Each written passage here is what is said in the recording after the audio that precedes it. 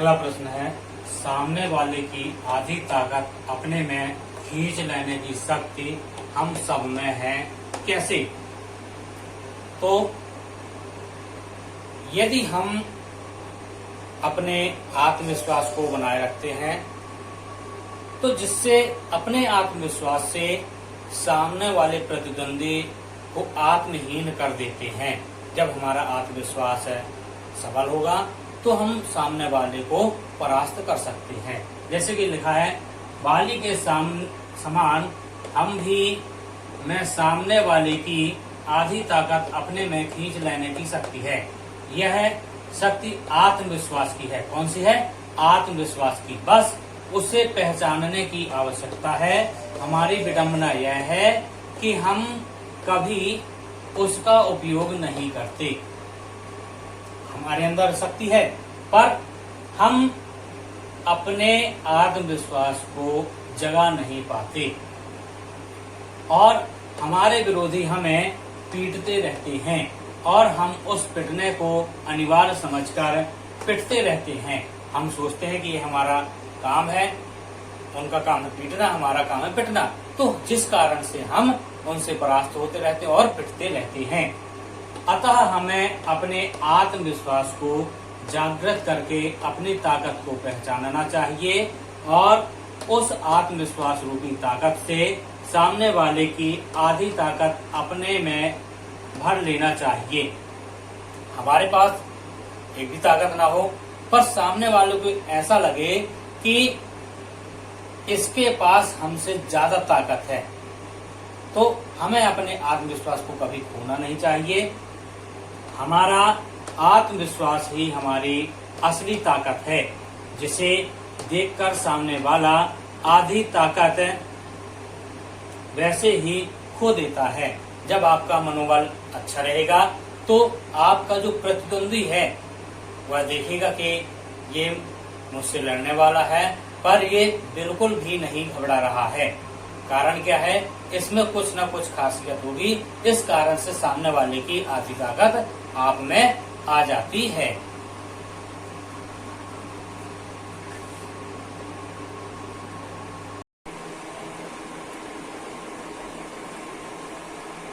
आज मैं दूसरा प्रश्न बतला रहा हूँ आपको। लेखक ने हेलन केलर का उदाहरण देकर हमें क्या समझाना चाहा है? तो लेखक ने बतलाया कि हेलन केलर जन्म से ही अंधी और बहरी थी। कैसे थी? जन्म से ही अंधी और बहरी। वह एक महान विचारक और लेखिका के रूप में विश्व विख्यात हैं। अंधी बहरी होने के बावजूद भी वो इस संसार में, इस विश्व में अपनी ख्याति आगे की ओर अग्रसर करती रही हैं। इनका उदाहरण देकर यह समझाना चाहता है कि अंधी बहरी होने के बावजूद उनमें अटूट आत्मविश्वास था। वे किसी भी परिस्थिति में घबराती नहीं थीं और हमेशा कहती थीं कि सुख का एक द्वार बंद होने पर दूसरा तुरंत खुल जाता है। यदि सुख का एक दरवाजा बंद हो चुका है तो उसी समय सुख का दूसरा दरवाजा भी खुल जाता है। हमें उस द्वार को पहचानना चाहिए और पहला द्वार बंद हो जाने के दुख में दूसरे खुले द्वार को अनदेखा नहीं करना चाहिए। हम जब सुख का एक दरवाजा बंद पाते हैं तो हमें ज्यादा दुखी नहीं होना चाहिए, बल्कि दूसरे खुले हुए दरवाजे को हमें तलाशना चाहिए। अतः उनके कहने का आशय क्या है?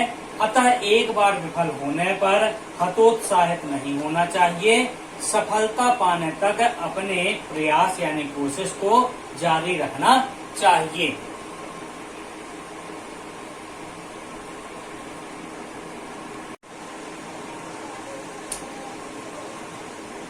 अगला प्रश्न है, आत्मविश्वास के बूते पर जीवन में सब कुछ करना संभव है, किसी एक महापुरुष का उदाहरण देकर समझाइए।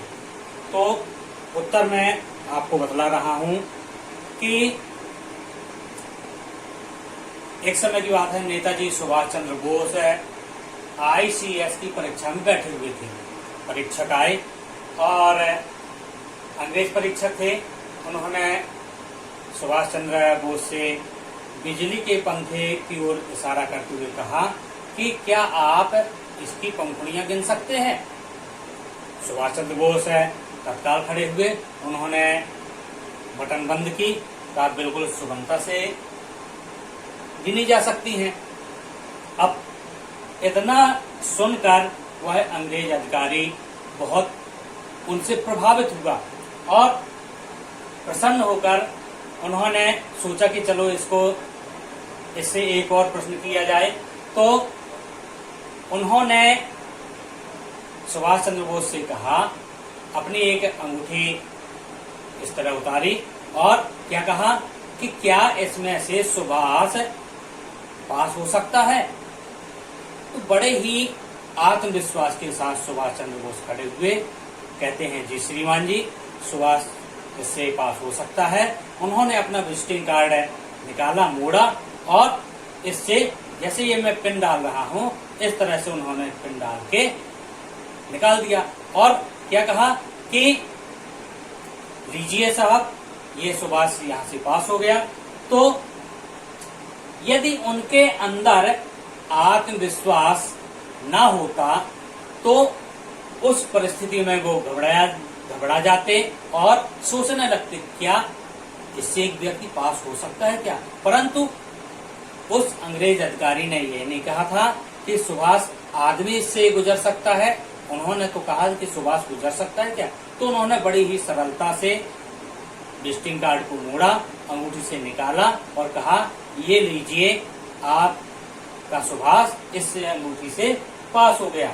तो हम कह सकते हैं कि जब व्यक्ति के अंदर आत्मविश्वास रहता है तो बड़ी सूझबूझ से वह हर प्रश्न के उत्तर देता जाता है और हर मुसीबतों का सामना करता जाता है। तो हम कह सकते हैं कि आत्मविश्वास के बूते पर जीवन में सब कुछ करना संभव है।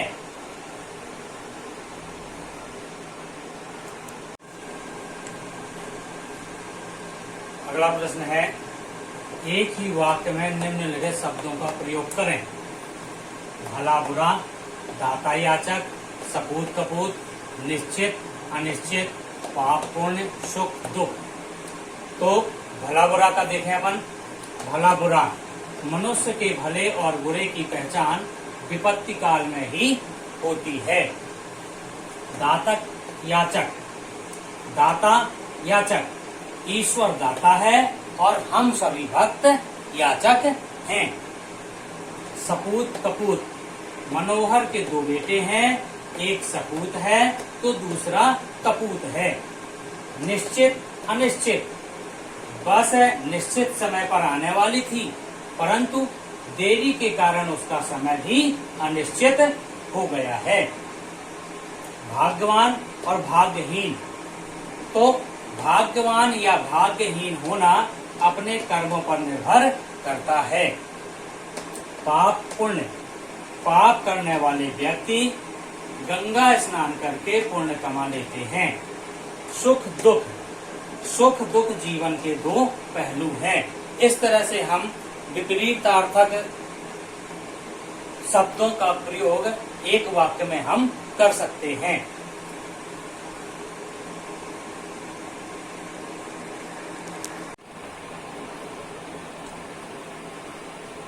चलते हैं अगले प्रश्न की ओर।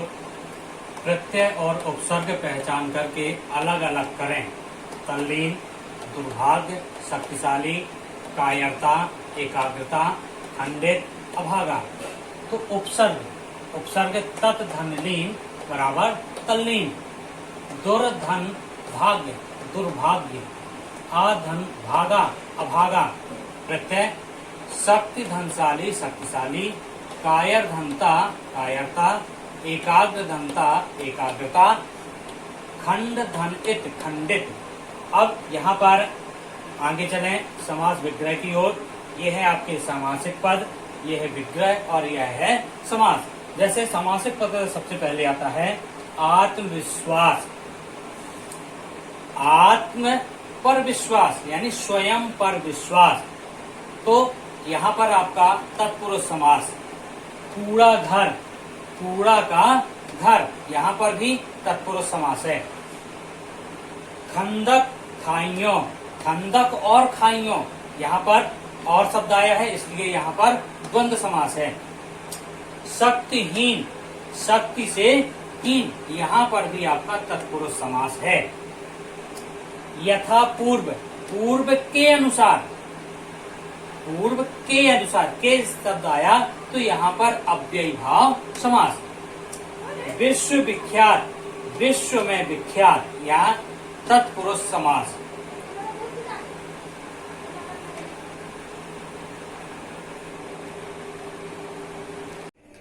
आप निरंतर आगे बढ़ते रहें। यदि आपको यह वीडियो अच्छा लगा हो तो लाइक, शेयर, यदि नए हों तो सब्सक्राइब करना ना भूलें।